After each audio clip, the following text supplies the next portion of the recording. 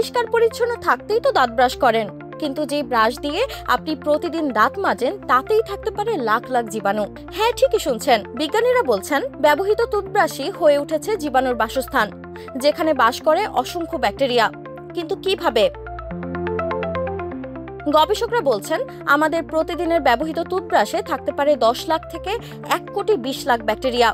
এদের বেশিরভাগই আসে আমাদের মুখ, হাত এবং আশেপাশের পরিবেশ থেকে। কিছু ব্যাকটেরিয়া যেমন স্ট্রেপ্টোকাস বা অ্যাক্টিনোমাইসিস ক্ষতিকর নয়, বরং এরা মুখের ভেতরের পরিবেশে ভারসাম্য রাখতে সাহায্য করে। কিন্তু বাথরুমে ঘুরে বেড়ানো ক্ষতিকারক জীবাণু ইকোলাই, সিউডোমোনাস বা ক্যান্ডিডা শরীরে ঢুকে পড়লেই বিপদ। এসব জীবাণু দাঁত, মাড়ি ও পেটে রোগের জন্ম দিতে পারে। আরো ভয়াবহ খবর হলো অনেক সময় ব্যবহারের ব্রাশে অ্যান্টিবায়োটিক প্রতিরোধী ব্যাকটেরিয়ারও সন্ধান মেলে, যা সাধারণ ওষুধে মারা যায় না। বিশেষ করে যেসব মানুষের রোগ প্রতিরোধ ক্ষমতা কম, তাদের জন্য এ এক বিশাল ঝুঁকি। তার মানে এখন ব্রাশ করলেও সর্বনাশ? না, আতঙ্কিত হবেন না। বিশেষজ্ঞরা বলছেন কিছু সহজ অভ্যাস আপনাকে এসব ক্ষতিকারক জীবাণুর হাত থেকে রক্ষা করতে পারে। 1. ব্যবহারের পর ব্রাশ ভালোভাবে ধুয়ে শুকনো জায়গায় রাখুন। 2. ব্রাশের মাথা ঢেকে রাখবেন না, এতে আর্দ্রতা জমে জীবাণু বাড়ে।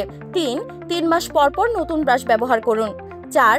সপ্তাহে একবার মাউথওয়াশে 5 থেকে 10 মিনিট টুথব্রাশ ভিজিয়ে রাখুন।